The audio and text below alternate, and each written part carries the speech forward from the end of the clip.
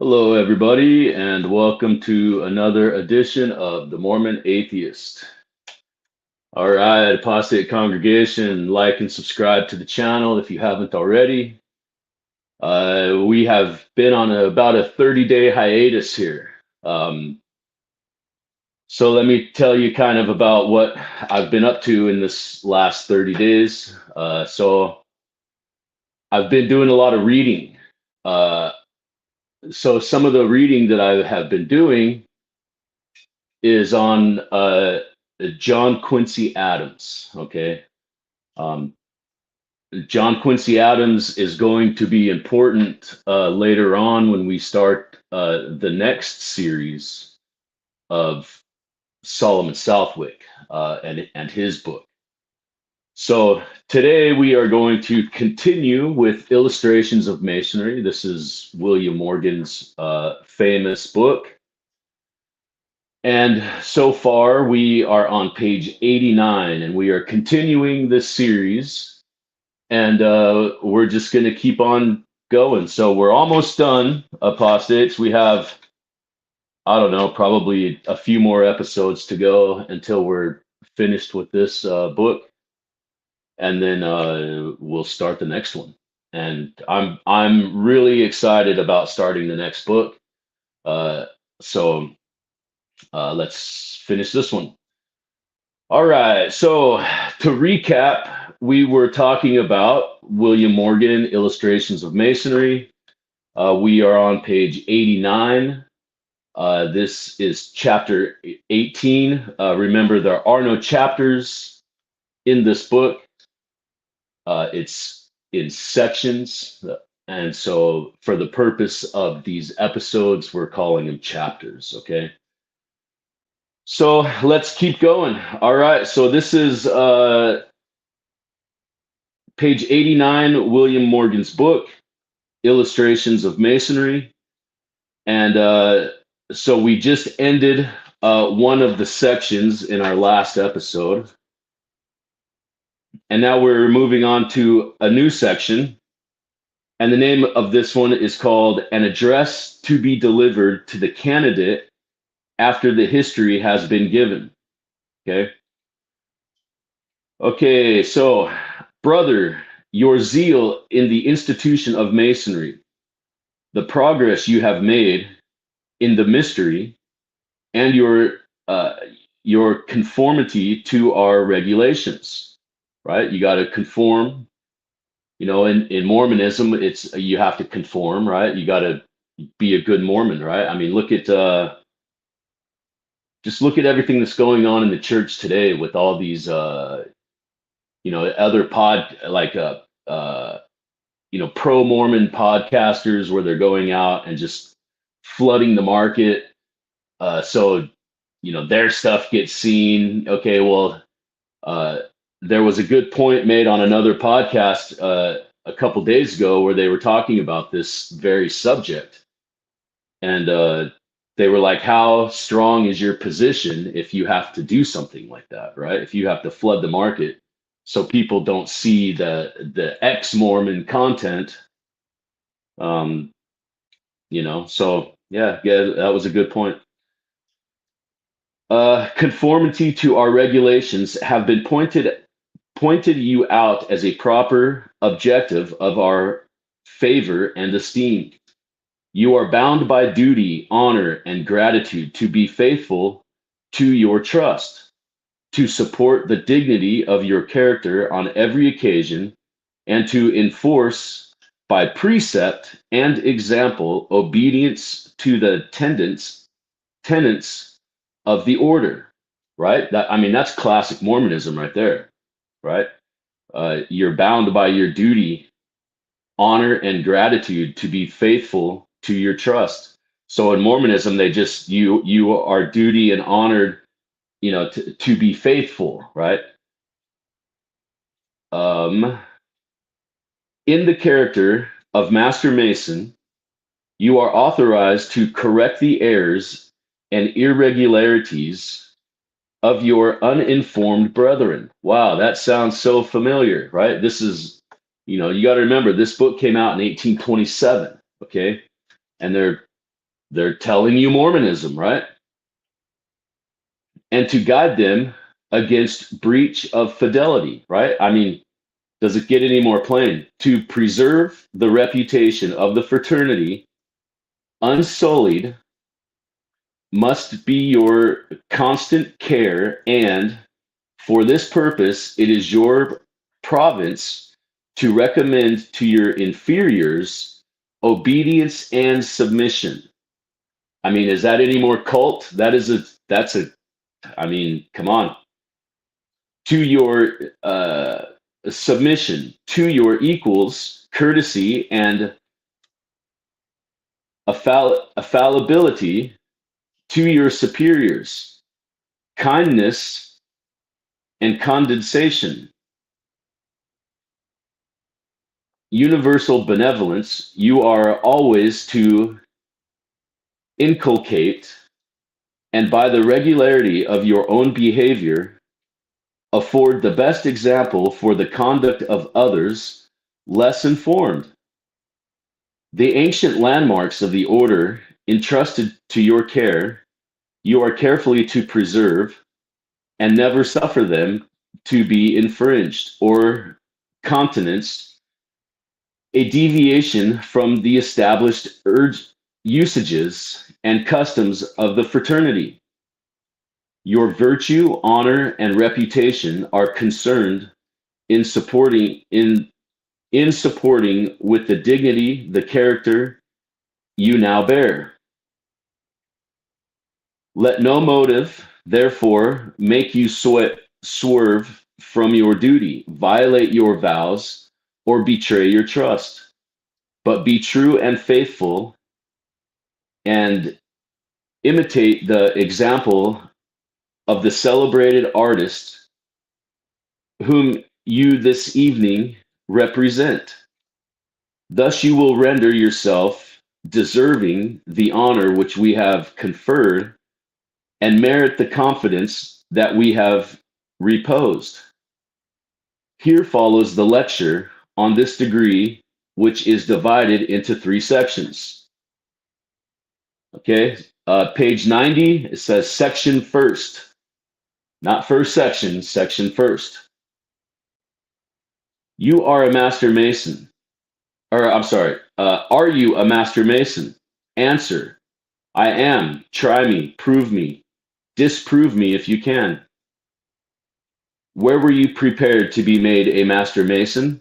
Answer, in a room adjacent to the body of a just and lawfully constituted lodge, of such duly assembled in a room representing the sanctum sanctorum, there's that word again, or holy of holies, of King Solomon's temple.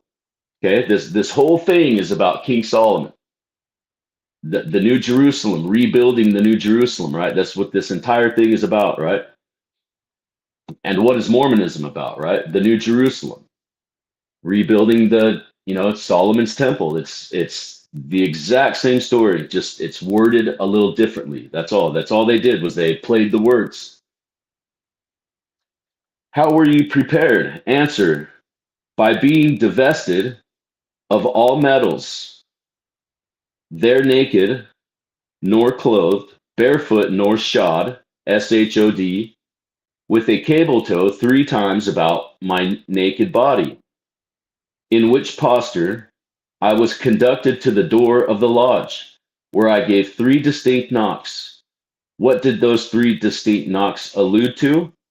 Answer, to the 3rd degree of Masonry.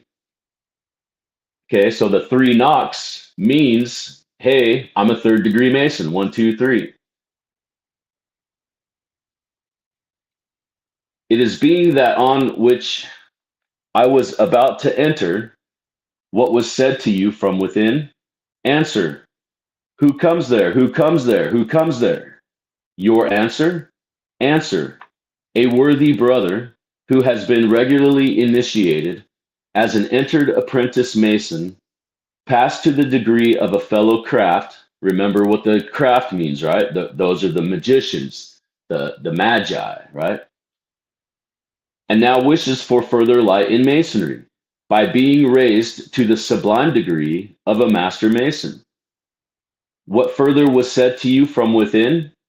Answer: I was asked if it was of my own free will and accord. I made that request. If I was duly and truly prepared, worthy and well qualified, and had made suitable proficiency in the preceding degrees, all of which being answered in the affirmative, I was asked by what further rights I expected to obtain that benefit. Your answer: by the benefit of a password. What is that password? Answer: Tubal Cain. There's Tubal Cain again. Tubalcain. What next was said to you? Answer: I was bid to wait till the worshipful master in the East was made acquainted with my request, and his answer returned. Right? The master in the East. Okay, right? Remember going all the way back to like the first or second episode. What of this series? What does that mean? The master of the East, right? When William Morgan is telling you that, what is the star of the East? Okay, we all know this, right?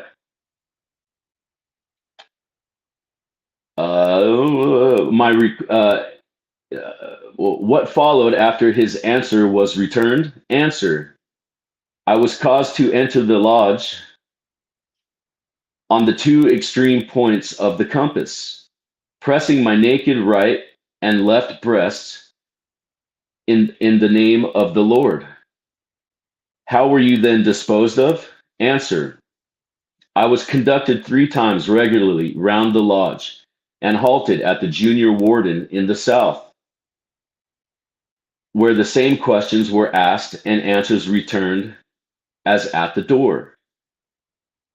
How did the junior warden dispose of you? Answer: he ordered me to be conducted to the senior warden in the west, where the same questions were asked and answers returned as above.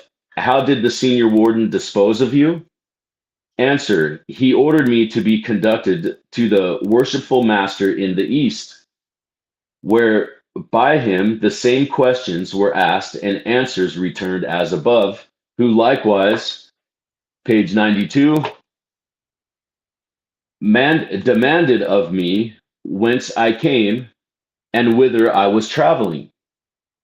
Your answer? Answer: from the east and traveling to the west. Why do you leave the east and travel to the west? Answer: in search of light. How did the worshipful master then dispose of you? Answer: he ordered me to be conducted back to the west, from whence I came, and put in care of the senior warden, who taught me how to approach the east by advancing upon 3 upright regular steps to the 3rd step, my feet forming a square and my body erect at the altar before the worshipful master. What did the worshipful master do with you? Answer: he made an obligated master mason of me. How? Answer: in due form. What was that due form? Answer: both my knees bent, they forming a square, both hands on the Holy Bible, square and compass, in which posture I took upon me the solemn oath or obligation of a master mason. After your obligation, what was said to you? Answer: what do you most desire? Your answer? Answer: more light. It's all about the light, right? And so you got to keep going. You have to remember my video on the light thread, right? How it starts in Isaiah, it goes to, Revelations, and then it picks up from there, right? Because who is the light? Who is the light in Isaiah? And then who becomes the light in Revelations, right? So you got to keep your thinking cap on here, right? We're not talking about Jesus. Okay, we are not talking about Jesus. Let me be clear about that. We are searching for the light. Okay. We are looking for the light of Isaiah, not of Revelations. Okay. Let's be fanatically clear about that. Okay. The bandage round the head is now dropped over the eyes. Did you receive light? Okay. Because you got to remember they're hoodwinked, right? The hoodwinked is the blindfold, right? And so that is the symbolism of the light is they rip it off of your face, or they make it come off real quick or something along these lines, right? So it's like a flash, boom, there's the light, right? Okay, it's all symbolism, it's all symbolic. Did you receive the light? Answer: I did. On being brought to the light on this degree, what did you first discover? Answer: three great lights in Masonry, by the assistance of three lesser, and both points of the compass elevated above the square, which denoted to me that I had received or was about to receive all the light that could be conferred on me in a master's lodge. What did you next discover? Answer: the worshipful master approaching me from the east, under the sign and due guard of a master mason, who presented me with his right hand in token of brotherly love. Page 93. And confidence, and proceeded to give me the pass grip and word of a master mason. The word is the name of the pass grip, and bid me arise. Did you catch that? Okay. The word is the name of the pass grip. Okay, so you got to go back, figure out which pass grip we're talking about in the Master Masons, right? And bid me arise and salute the junior and senior wardens and convince them that I was an obligated Master Mason. And had the sign, pass grip, and word, Tubal, Cain. What did you next discover? Answer: the worshipful master approaching me the second time from the east, who presented me with the lambskin or white apron. Okay, the lambskin or white apron. Apostate congregation. The lambskin in Mormonism, Joseph Smith is the lambskin maker. He makes the lambskins. Okay. William Morgan is telling you that once you receive this degree, you get a lambskin. Solomon Southwick is telling you that there is only one person that can make these lambskins. Okay? So now when we go around like that, okay, who is the maker of the lambskins, right? If there's only one person that can do it, and in Mormonism, Joseph Smith is that person. Okay, that's not debatable. Joseph Smith is the person that creates the lambskins. That's not debatable. So who is Solomon Southwick talking about? Right? Who was William Morgan talking about? Remember, we're in 1827. Okay.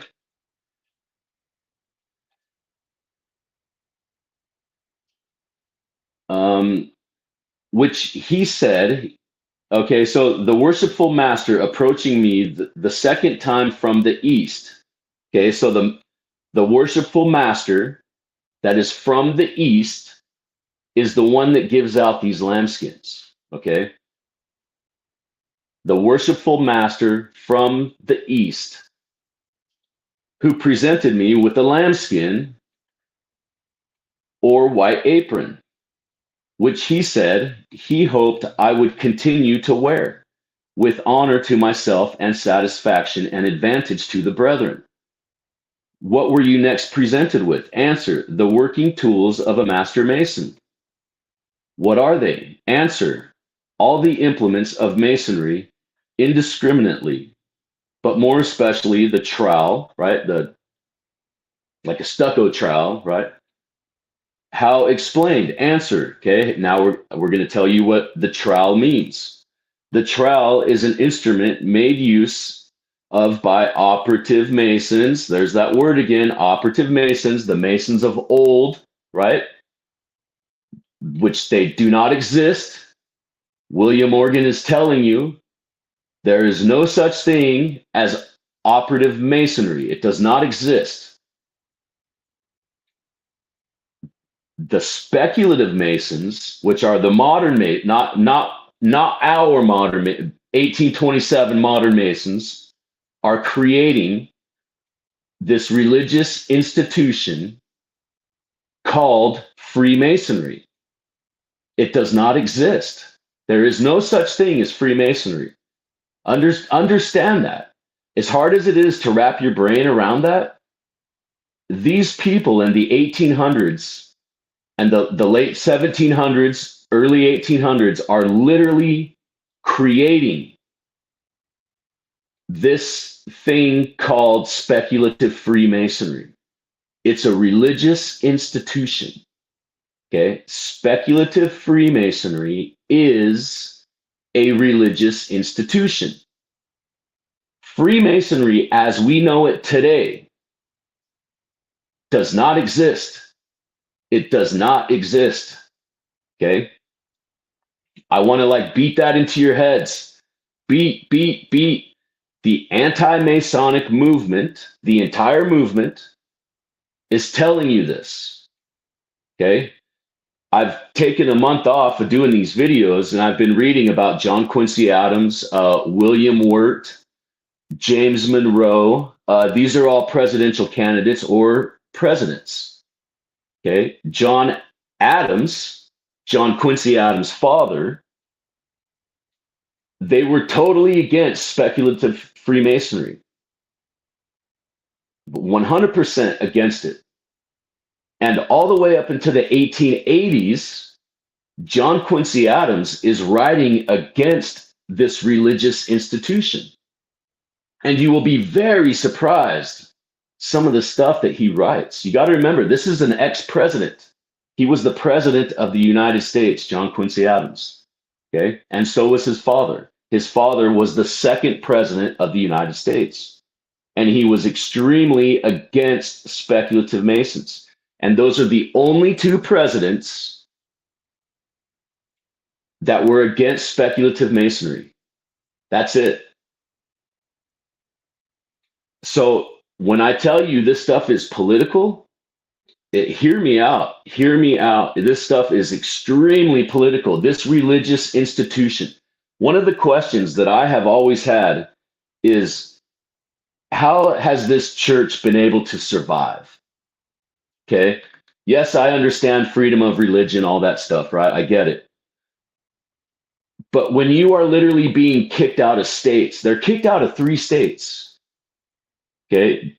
They're all of the political stuff that they do in the 1800s, right? They start an army, they run for president, all this stuff, right? Like all of these political things, aspirations of the church in the 1800s. Okay, I don't want to hear no Joseph Smith. Okay, this is the political aspirations of the church.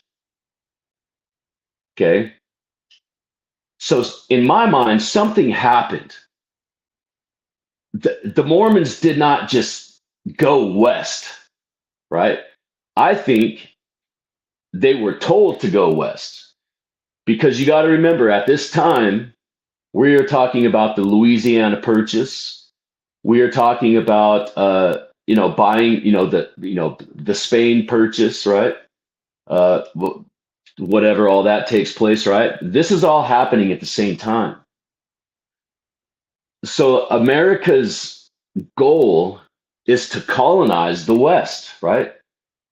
So who do they send out west? The Mormons, because nobody wants them around. So, hey, go west, because in my mind, I don't think they were meant to survive. I don't think anybody thought the Mormons were going to survive. And they sent them out west, right? Rather than kill everybody and have this mass, this mass genocide of Mormons in the 1800s, they sent them west. In my mind, I think on purpose. You either go west or you're all going to die, kind of a thing, right? And nobody wants you here. Everybody's sick of you. You've been causing all these problems. And then through that, the Mormons discovered the gold rush. They discovered, they built Las Vegas. They like all this stuff that the Mormons colonized the West, right? Idaho, Utah, Arizona, all of this stuff. And then on the way, they left little colonies in Nebraska, the Mormon Trail, right?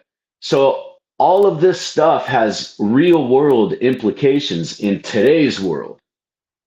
In today's world, I ask myself, how has this church survived? And the only thing I can come up with is it's got to be political. This has to be political. Because why else? I mean, look at all the other religions that the United States government has stamped out, completely stamped out, called them cults, called them whatever, right? They ended immediately. How is this church still here? They damn near own 50% of the United States.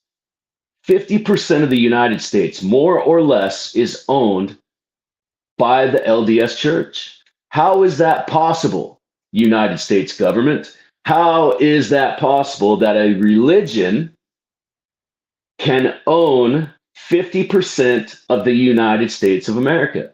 How is that possible?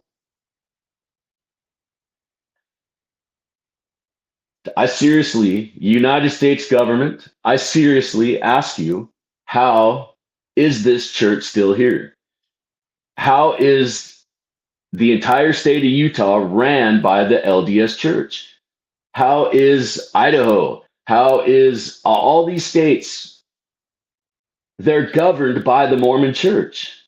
And now we have politicians that are fuddling the laws in order for the church to get their way so they can be a good Mormon. Remember the oath that we just read, right? An address to be delivered to the candidate after the history has been given. That right there is that's how you're supposed to be. Okay? So I asked the United States government, how and why is this religion still here? How have they become the most powerful entity, arguably, in the world? I would argue that the Mormon Church has the equivalent amount of money to the United States government, if not real close, if not more. We don't know. We have no idea. How does the U.S. government not know how much money this religion has?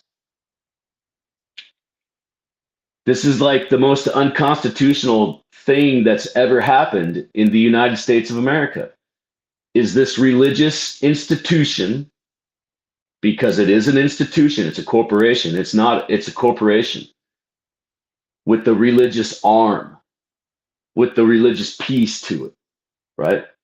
I mean, it's such a fraud. It is such a fraud. It is the biggest fraud that has ever been perpetrated on the world, I think.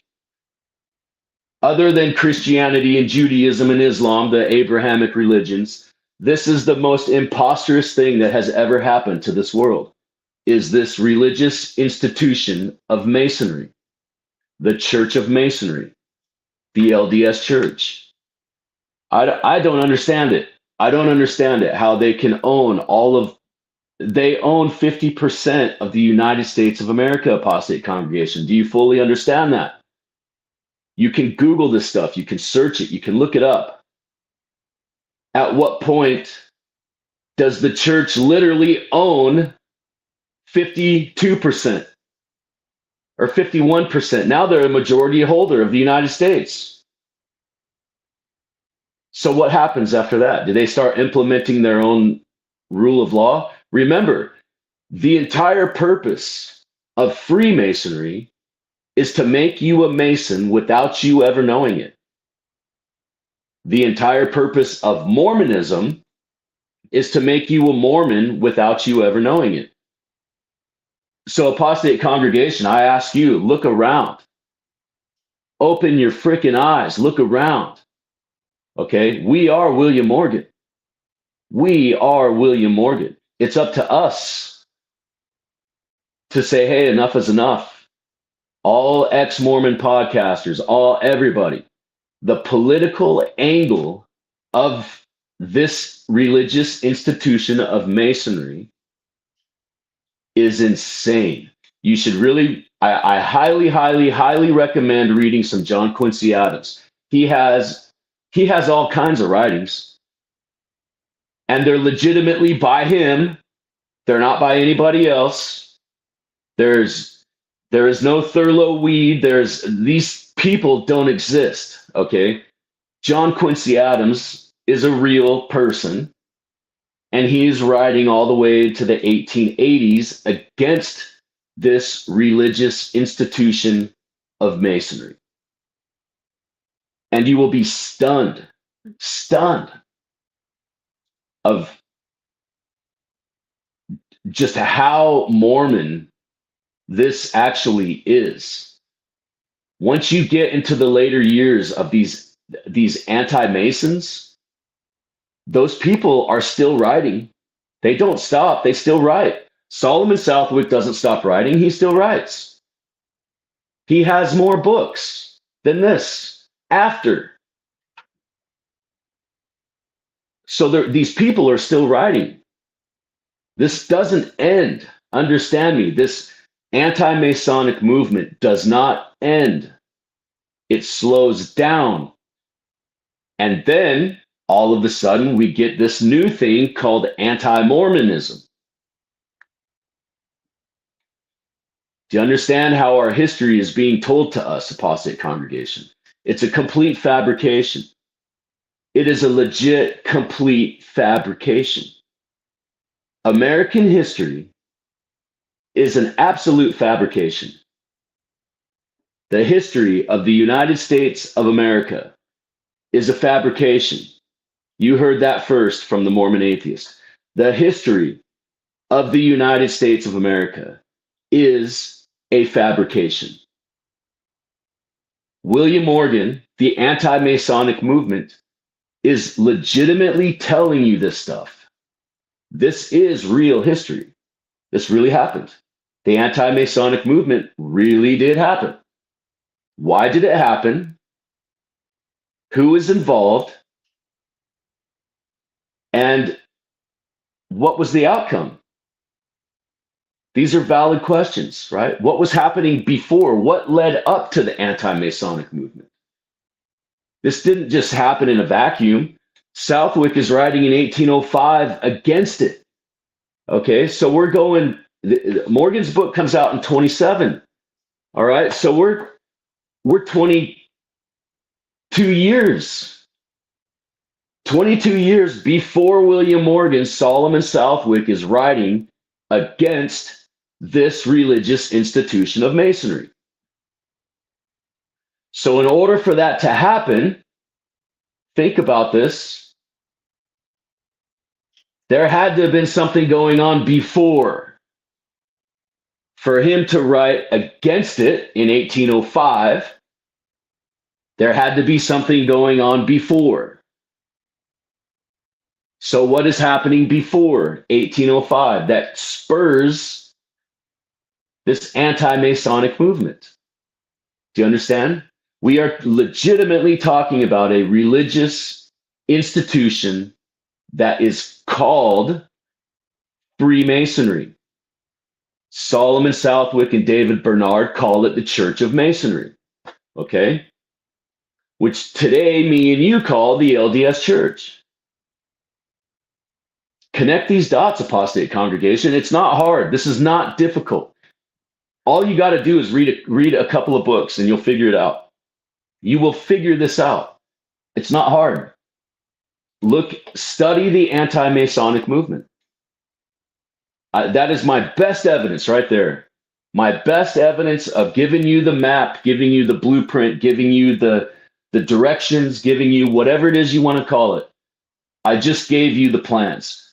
Learn about the anti-Masonic movement, and you will very well discover that we are talking about Mormonism in the 1820s, 1810s, 1805.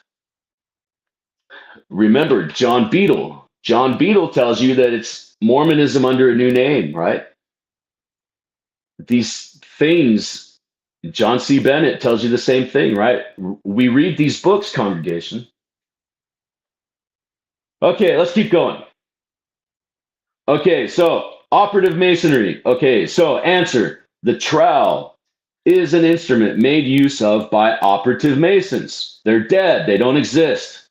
To spread the cement, there's your word, which unites a building into one common mass. Okay? Do you hear that? You got to listen, read between the lines. The trowel is an instrument made use of by operative Masons to spread the cement, which unites a building into one common mass.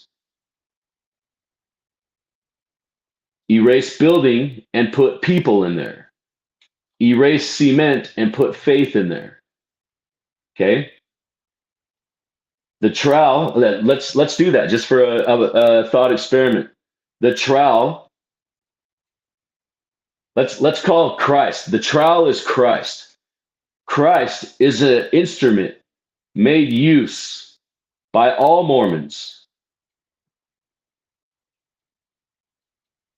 to spread the common bind, which unites a people into one common mass. But we, as Mormons, are taught to make use of it for the more notable and glorious purpose of spreading the cement, spreading the faith of brotherly love and affection. Do you see how effing easy that was?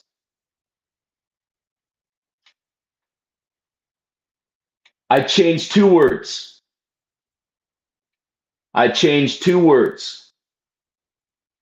And now this becomes faithful. You understand me? Now let's read it what it really says. The trowel is an instrument made use of by operative Masons to spread the cement which unites a building into one common mass. But we, as free and accepted Masons, that's the new lingo for speculative Masonry, free and accepted Masons. That is the new wording. Okay, that's their wording that they are putting on themselves. We are the free and accepted Masons. Those are the operative Masons. We are speculative Masons, free and accepted. The operative Masons of old, we're borrowing their ideas of what we think because there's legitimately no effing record of any of these people ever existing. This Templar movement, right? And we're borrowing their story and making our own new story. Okay, I mean, think about this, apostate congregation. The Knights Templar. Is there any history of Galahad? Is there any history of any of these people? King Solomon. There's nothing of King Solomon or King David. These are Hiram Abiff. There's no history at all of any of these people. Right? So how is it possible that the free and accepted speculative Masons, okay, how are they created? Where does this come from? Where does this Freemason? The Freemasons' own story in modern day, in today's time, don't even know where their origins come from. Why? Because William Morgan is telling you. They are legitimately creating. They're making this up. They're making it up as they go. It does not exist. They are making it up as they go. You understand me?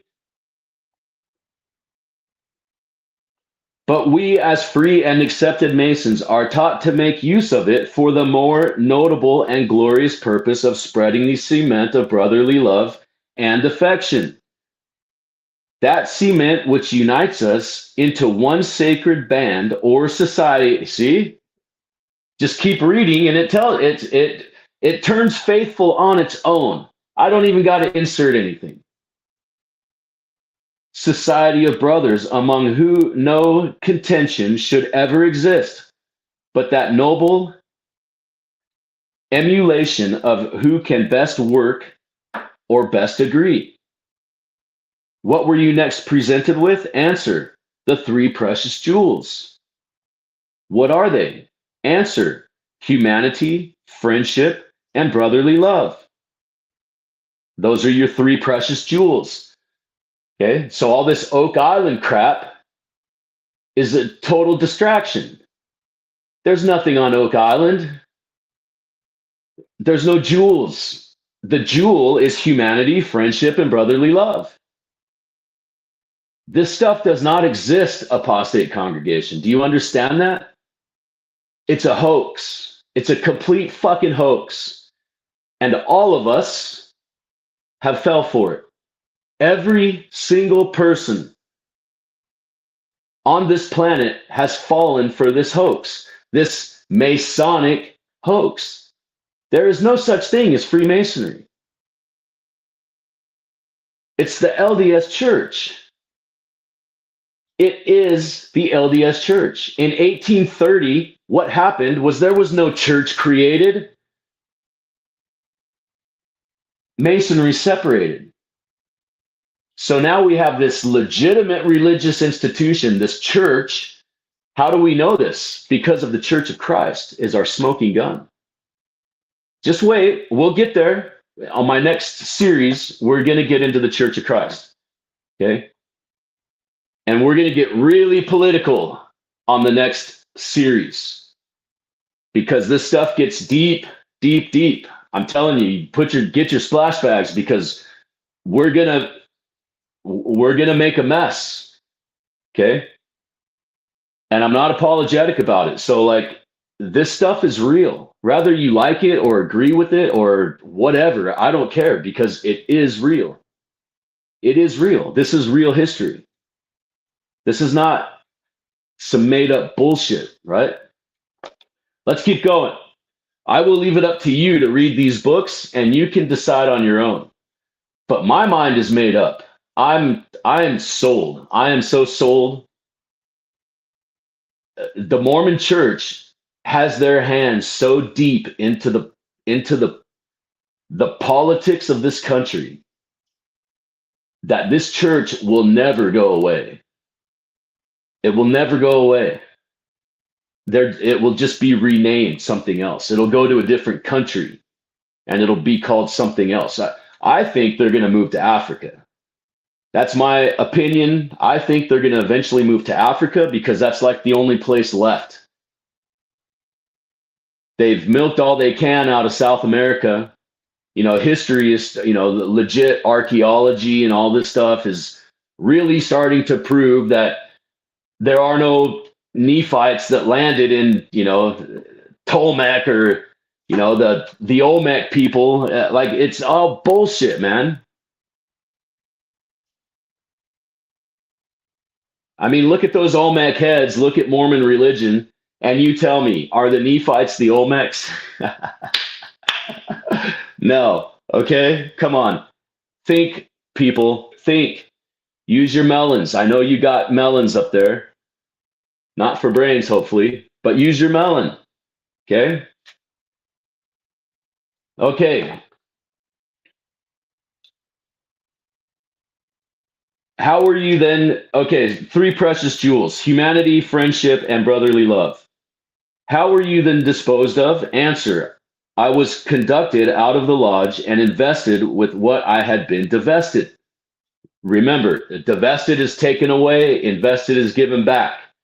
So they took all of his clothes and his medals, right? And he's barefoot, right? So they divested his clothing and his metals. So now they're investing his clothes and his metals, and returned again in due season.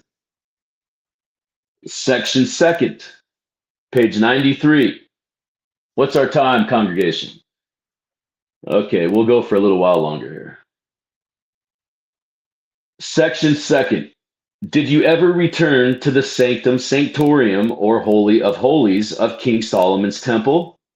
Answer, I did. Was there anything particular took place on your return? Page 94. Answer, there was. I was accosted by 3 ruffians who demanded of me the master mason's word. What happened in the Book of Mormon, right? They came and they took, there's several stories about the 116 pages. One of those stories is 3 people took the 116 pages, 3 ruffians, okay, who demanded of me the master mason's word. 3 ruffians demanded of Joseph to reprint the book, right? So all of this stuff is literally in the Mormon story. This book is almost word for word Mormonism. Early 1800s Mormonism is this book right here, Illustrations of Masonry by William Morgan. David C. Miller is the printer. That is not the author, it's the printer. Okay? So it's the blueprint. William Morgan's book is legitimately the blueprint for Mormonism. Okay? Answer. Wait, did you give it to them? Answer, I did not, but bid them wait with time and patience till the Grand Lodge assembled at Jerusalem. And then, right, the Grand Lodge assembled at Jerusalem. The Grand Lodge assembled at Jerusalem.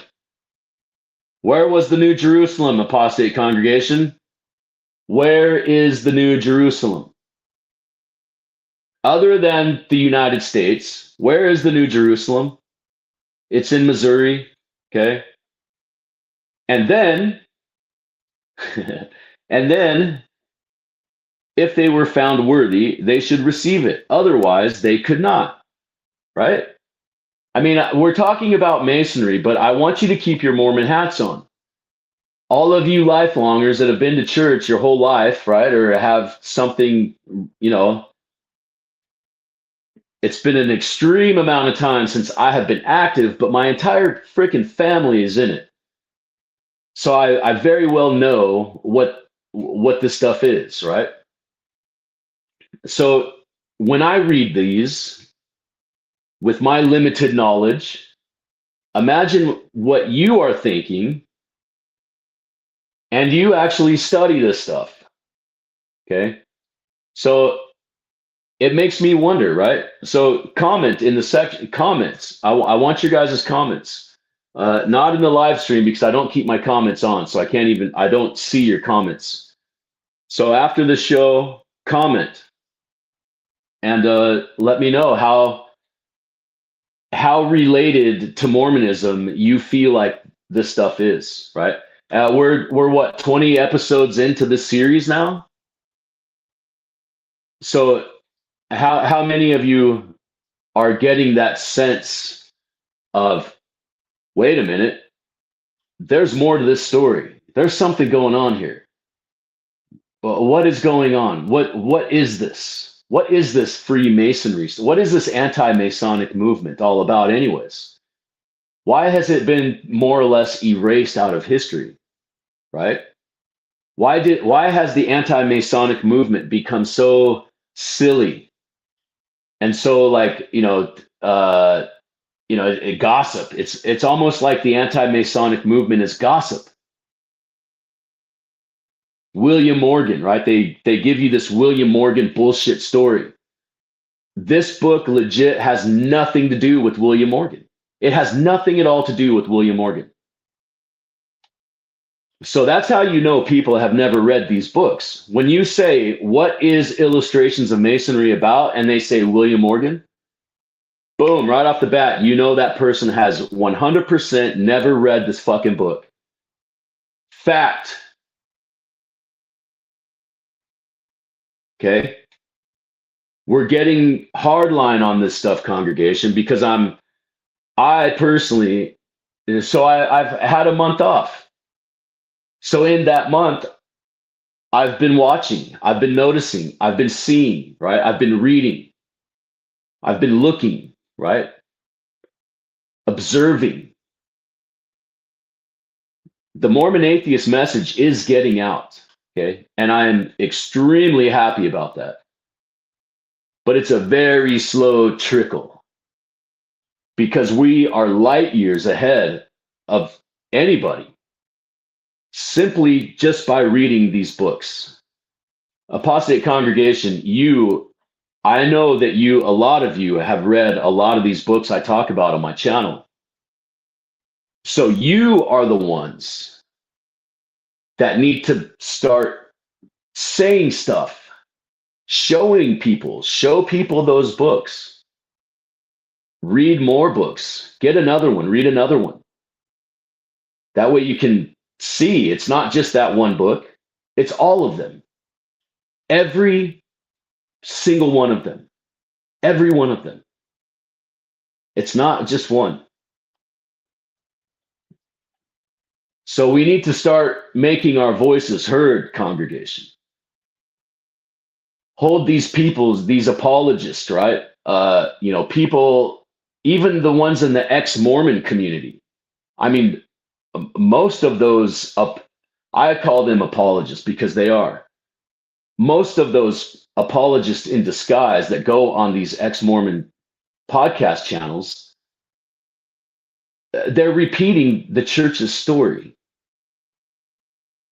So if you're telling the church's story and you're an ex-Mormon, why would you do that?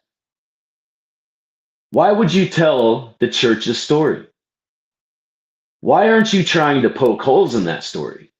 But instead, you're doing it in this convoluted sort of way of like, look at me, I'm an ex-Mormon, but hey, let's not talk too much shit.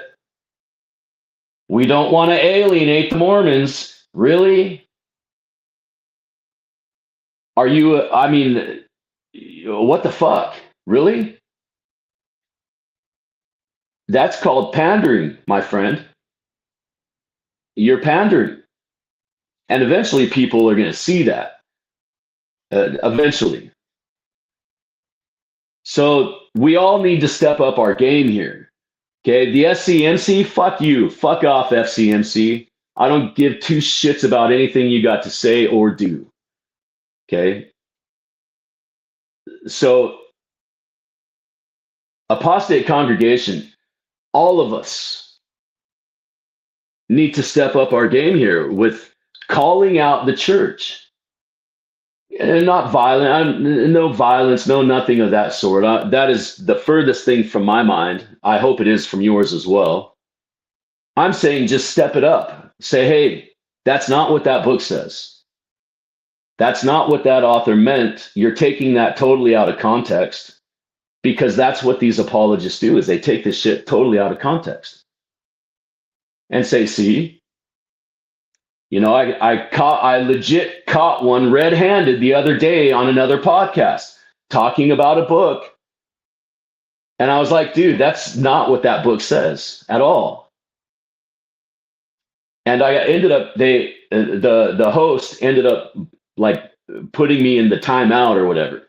And I wasn't being mean or anything. I was just saying, hey, that is legitimately not what that book says. And you are a historian. This was a historian that was doing this, an ex-Mormon LDS historian is the one that was doing this. So you see how easy it is to hoodwink you and me just by changing a couple of words. I just gave you an example a few minutes ago. I changed 2 words, and it totally changed the entire context of that paragraph, right? So unless you know that book, you'll never see it. You will never catch that. And even if you did read the book, how likely would you be to catch those 2 words out of an entire book? That's what the church does. And we have caught them on this channel from the 1800s all the way until just a few days ago. This is their playbook. This is what they do, congregation, is they change history. They change history to favor themselves. How many podcasts have you watched? I've had to do it myself. I had to start taking screenshots of certain stuff because as soon as I would report on it on my channel, I would go back and that information had been changed. If it wasn't for the screenshot, I would be a liar. And I'm not the only one that's happened to. There are several podcasts out there that Rebecca Biblioteca, I remember like 2 years ago, when I very first started my channel, right? I was talking about this kind of stuff. And she mentioned it like 2 years ago. And I was like, yeah, dude, I totally know what she's talking about. Because the same thing was happening to me. And it still does happen. With ChatGPT, if you go too far into ChatGPT, it starts getting confused. And it will start giving you just really bizarre, crazy answers. And it's almost like it's confused. And then it'll start reverting back to the original answer. But it's always a faithful answer. Always. So the richest institution on this planet, the LDS Church, is the one that is controlling all of this. Our information, you can Google anything that has to do with American history. Google this stuff, anti-Masonry. Everything you get is going to be LDS something LDS. You have to go to like page 20 to get to some real legit anti-Masonic stuff.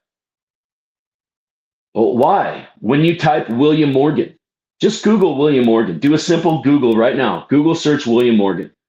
And look at all the LDS shit that pops up. Why?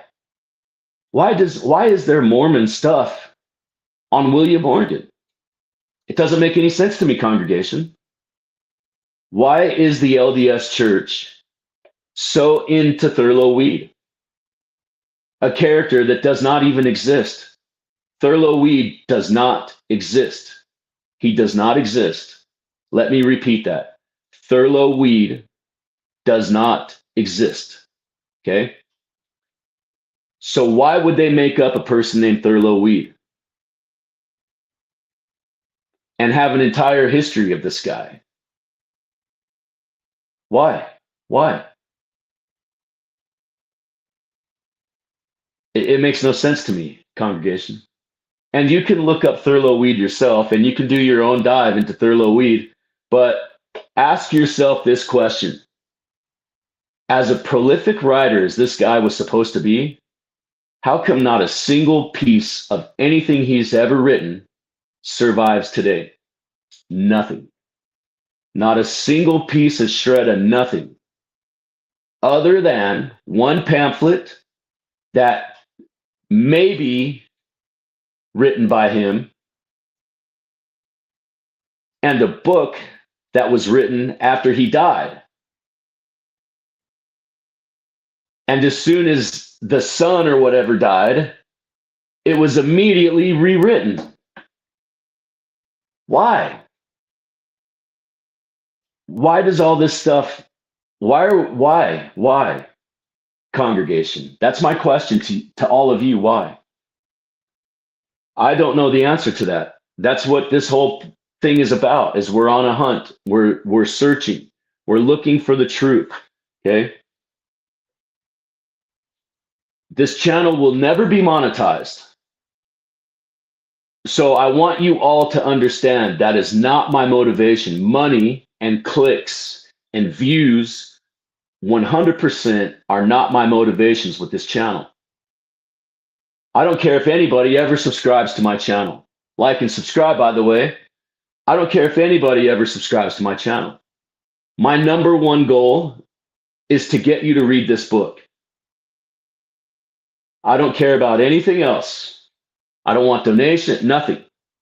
All I'm asking you to do is read these books. That's it. The liking and the subscribing, all that kind of bullshit stuff, all of that stuff only helps my algorithm so more people can see this. Because not being monetized severely dampens the algorithms. And so comment, like, subscribe, share, all that stuff. That way that's, this is your channel, Apostate Congregation. This channel is for you. Because nobody has ever talked about any of this stuff ever before the Mormon atheist. Okay? The magic, the Solomonic magic, nobody talked about this shit. Nobody did. Now there's people talking about it. The word is getting out. People are discussing it. People are talking about it. It's a fantastic thing. I think it's a beautiful thing. So, Apostate Congregation, we're going to stop right there. I don't remember where we left off. I'll watch this again and find where we left off. I believe we're on page 94 though, so I'll figure it out. So, anyways, like, subscribe, share the channel, ask questions, congregation, read these books, find out what Mormonism really is. We are being lied to. We are all in this giant hoax called American history.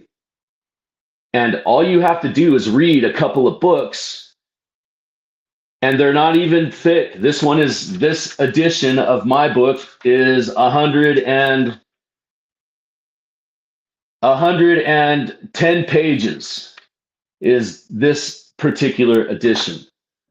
Okay. Solomon Southwick's book is 128 pages. Okay. The grimoires, the greater and lesser keys, they're, this thing's like what, 50 pages? Or okay, this thing is 128 pages as well. Okay. The Lemegaton, right? The lesser keys, 125 pages. Or I'm sorry, 225 pages. So it's not a big ask. It's not like you're going to be sitting here for 6 months reading a damn book. You can read this on the toilet, read it while you're waiting for the kids to get out of school and you're sitting in the car in line. Those lines suck ass, and so you're just sitting there thinking, God damn, what's taking so long? Hurry up with your damn kid, right? You all are thinking that. Don't give me bullshit. Because I used to think that when I would go pick up my kids. What the hell's taking this person so long? Get in the damn car. Okay, Apostate Congregation, that's it for this episode.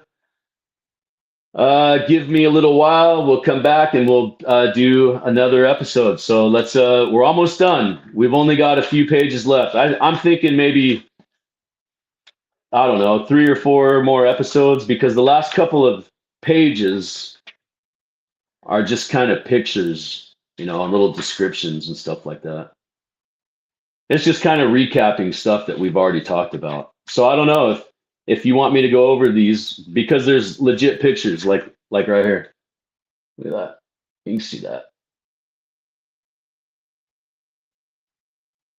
Go over here on this side. We could call these facsimils. Facsimils. I actually like that one where he's standing at the altar or sitting at the altar right there. That's very cultic.